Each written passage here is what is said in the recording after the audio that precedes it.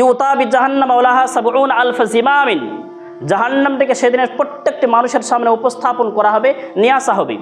সেদিনে জাহান্নামের লাগাম থাকবে 70,000, ফি কুল্লি জিমামিন সাবউনা আলফ মালাকিন ইয়াজুরুনাহা, এবং প্রত্যেকটি লাগামকে ধরে থাকবে 70,000 করে ফেরেশতা।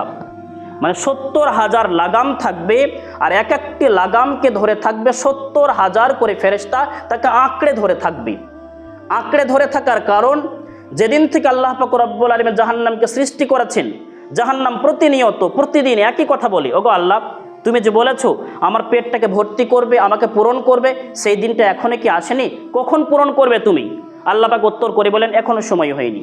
আবারও জিজ্ঞাসা করেন, ওগো আল্লাহ, এখনো সময় হয়নি? আল্লাহ পাক একই উত্তর করেন, জানা এখনো সময় হয়নি। এইভাবে বলতেই থাকেন। অতএব যখন জাহান্নাম দেখবে যে আমার খাবার, আমার শিকার আমার সামনে, তখন মুমিন ব্যক্তি আর কোনটা কাফের ব্যক্তি জাহান্নাম দেখবে না।